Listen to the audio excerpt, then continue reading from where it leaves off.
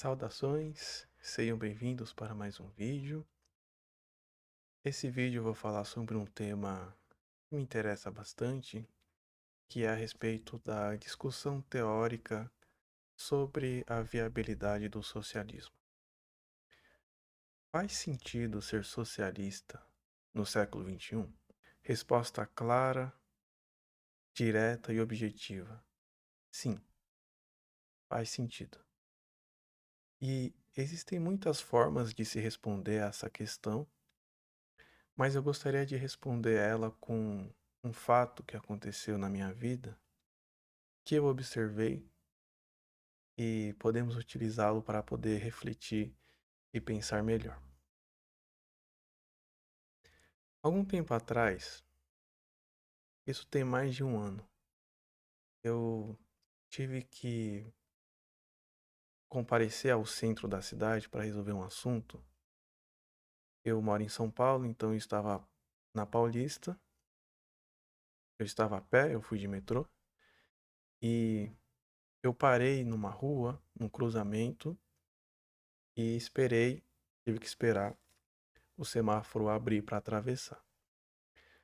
Neste momento, numa rua paralela, parou uma Porsche. Eu não sei exatamente qual modelo que era, não entendo muito de carro, mas era um carro. Percebe-se que era um carro novo, recente. E um baita de um carro lindo, né?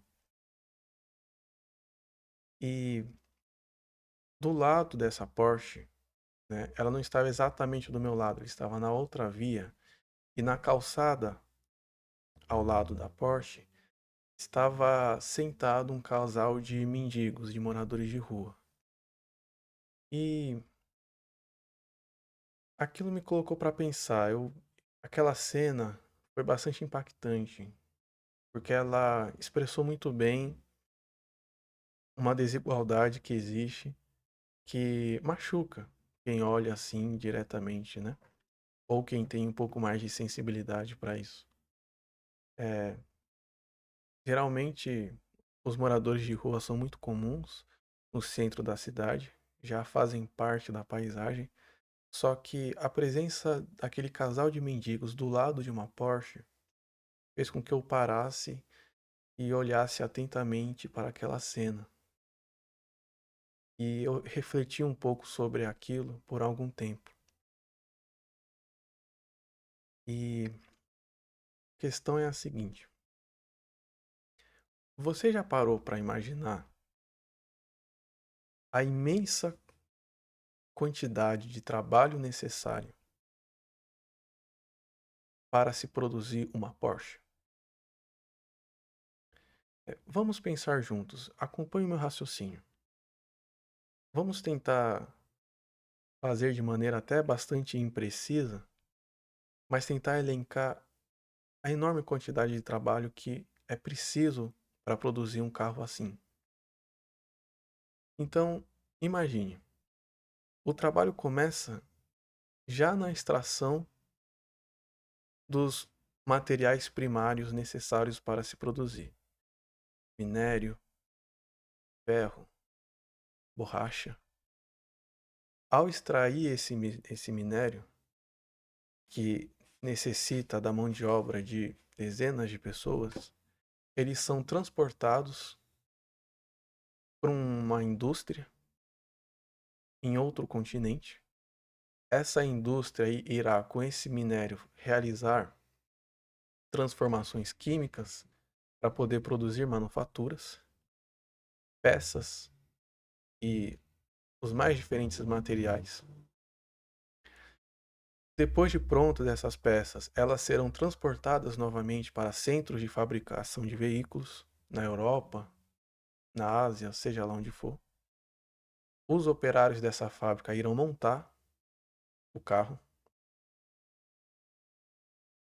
E uma vez pronto o carro, você tem a presença não apenas daquele operário de chão de fábrica, né? Você tem a presença de trabalhadores de alto nível, engenheiros, inclusive engenheiros de computadores, né? De de softwares, porque um carro moderno hoje em dia é um computador ambulante.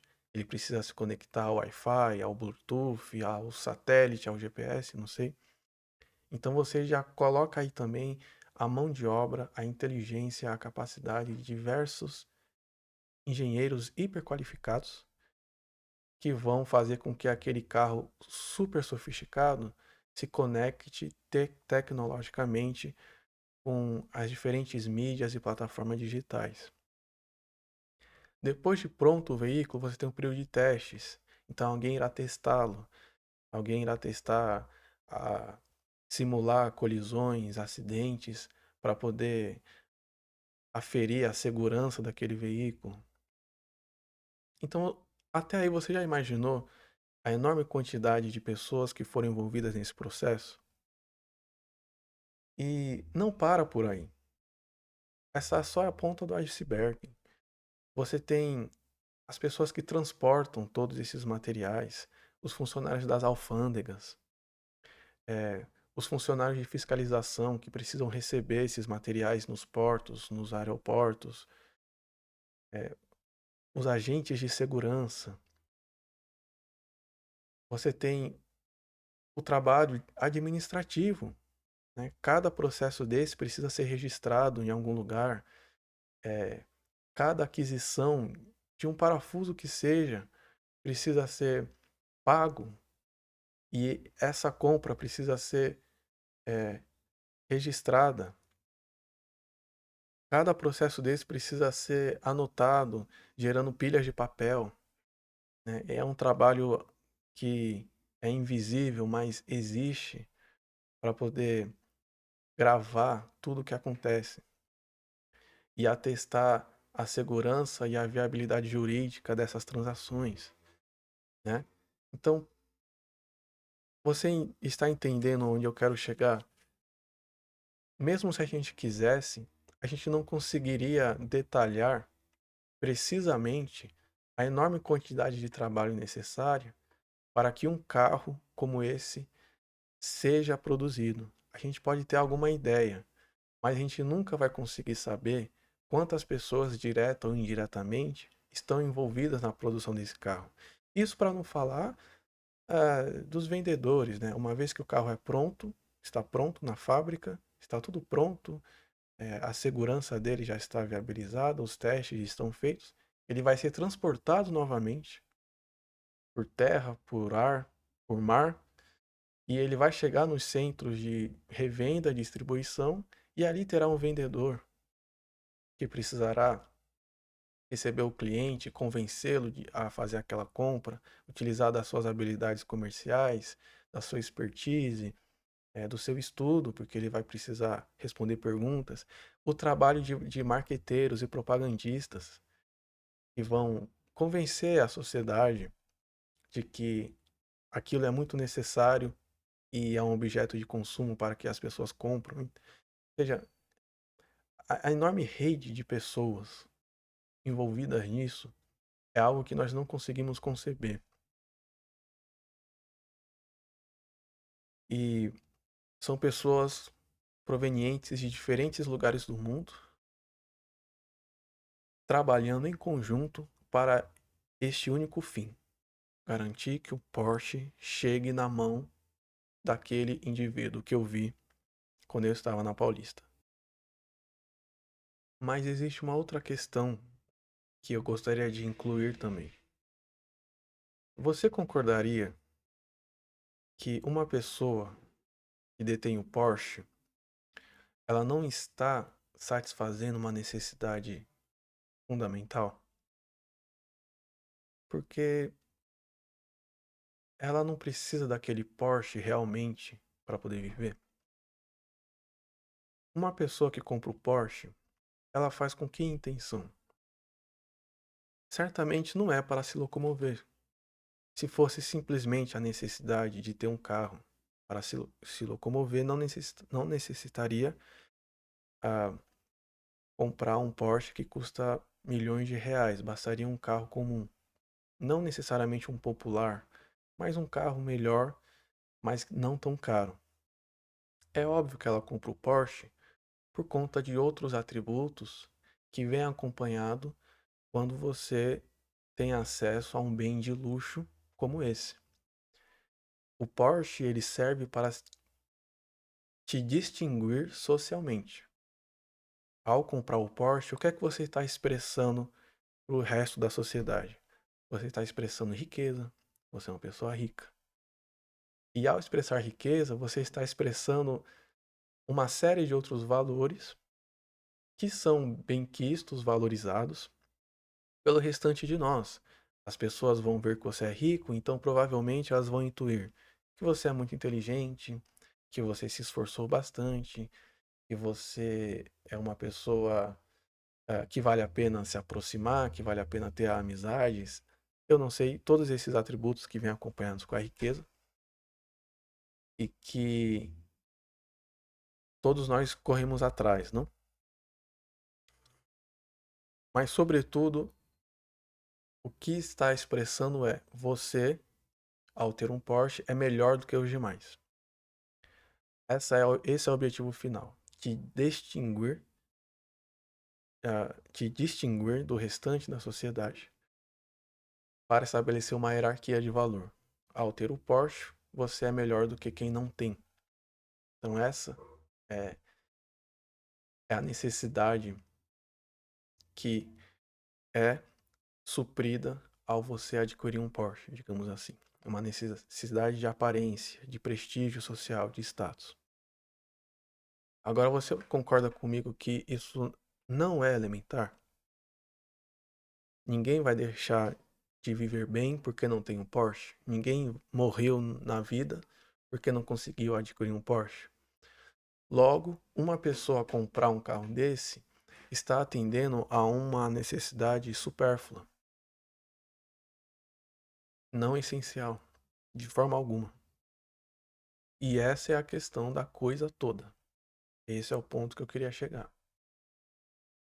Pense nesse trabalho enorme, nesse esforço incalculável, nesse conjunto de trabalho promovido para que aquele Porsche fosse produzido.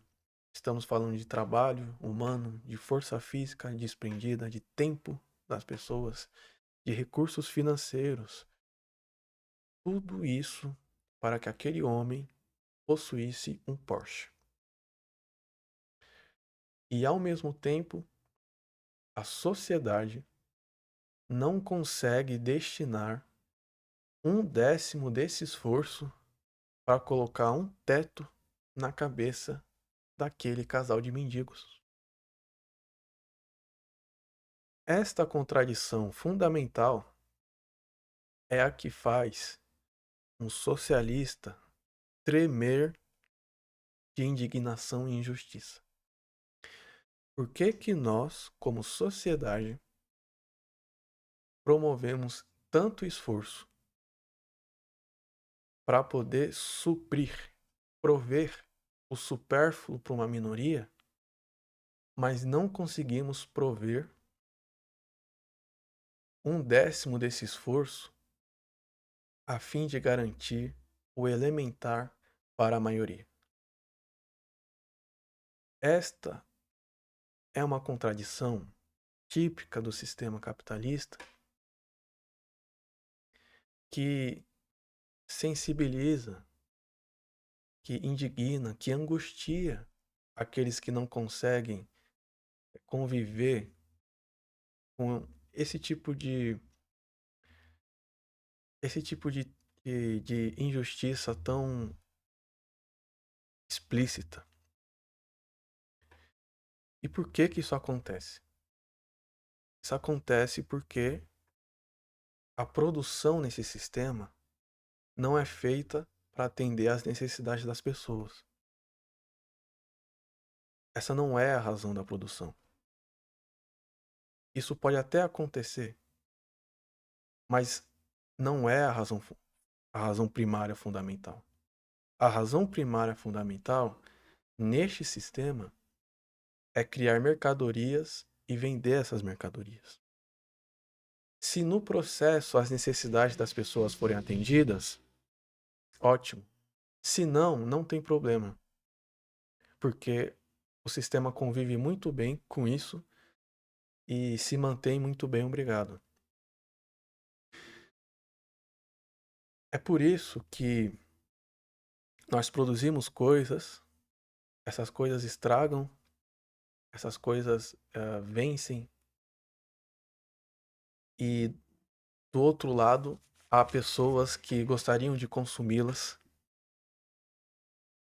mas elas não podem porque não têm dinheiro para comprar. Então é preferível produzir toneladas de alimentos, esses alimentos estragarem nas prateleiras, para depois você produzir novamente e tentar vendê-los, mesmo que do outro lado você tenha um exército de pessoas que precisa ter acesso a esses alimentos e não pode. E nós vemos esse tipo de coisa acontecer o tempo todo. Governos brasileiros no passado que compravam toneladas de sacas de café para queimá-lo, fabricantes de veículos que destroem a frota inteira, fabricam o carro, milhares deles, não consegue vender, destrói todos eles e fabrica do zero.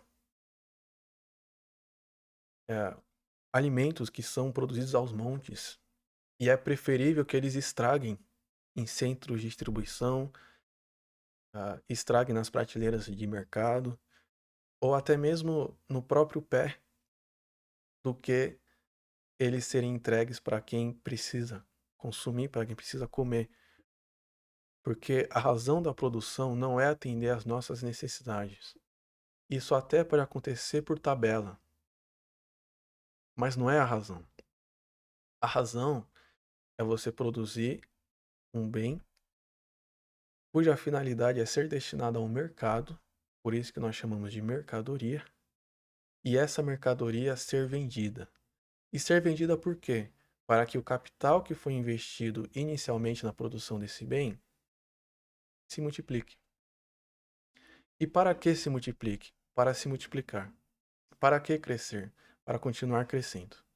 Infinitamente, permanentemente, indiferentemente ao que os seres humanos de fato precisam. É por essa razão que a gente destina tanto esforço para poder atender necessidades superficiais, necessidades que não são de fato necessidades, gostos e exigências estranhas ou exóticas de uma minoria, e não conseguimos oferecer o elementar, o urgente, o necessário, o fundamental para a maioria de nós. Então, enquanto esse tipo de contradição persistir, os socialistas continuarão existindo, porque isso é algo que não é dado naturalmente. Isso é algo que foi socialmente construído. E se foi estabelecido assim, através de das regras de uma economia que funciona com esse tipo de lógica, isso significa que essas regras podem ser transformadas para funcionar a partir de uma outra lógica. É, os detalhes e o aprofundamento dessas questões podemos abordar em outros vídeos, mas a princípio eu gostaria de colocar a questão dessa maneira, de forma muito simples que qualquer um pode entender. A sociedade destina um esforço enorme para produzir um Porsche para um único homem, um bem que ele não precisa de forma alguma, mas a mesma sociedade não consegue colocar uma casa pequena para pessoas morarem, pessoas que não têm nada morarem, tá? Então, é isso que eu gostaria de falar, é esse tipo de contradição que eu gostaria que você pensasse um pouco, refletisse, e se você acha realmente que isso está correto, que isso é ético ou que isso é moral, porque eu acho que não. E por fim, para finalizar, eu gostaria de fazer uma metáfora. Pense numa família composta por 5 pessoas, pai, mãe e 3 filhos. Agora imagina que os pais escolhem um único filho para poder prover todas as suas necessidades. Então, apenas para um único filho, eles oferecem comida de qualidade, roupas, roupas novas, brinquedos, uma educação de qualidade, tudo aquilo que ele precisa para viver bem na nossa sociedade de hoje. Enquanto que as outras 2 crianças, os pais negligenciam. Eles não alimentam direito, às vezes não alimentam, não fornecem roupas, fornecem farrapos para eles usarem. Eles não dormem numa cama, eles dormem no chão, eles não vão para a escola, sua educação é negligenciada. Qualquer pessoa que se deparasse com uma situação assim, não precisaria ser ensinada. Ela saberia que isso está errado. Qualquer pessoa saberia que esses 2 pais são imorais, que ele está privilegiando uma de suas crianças em detrimento das outras. Todo mundo entende que isso é errado, que isso é imoral, que isso é antiético. E que esses 2 pais são psicopatas. Só que essa lógica, quando aplicada para a sociedade, nós esquecemos de nos indignar. O que vale para essa família, vale para uma sociedade. Na sociedade que nós construímos, tem pessoas que têm tudo, materialmente falando, tudo que elas precisam e muito mais do que isso. Enquanto que tem pessoas que não têm nada.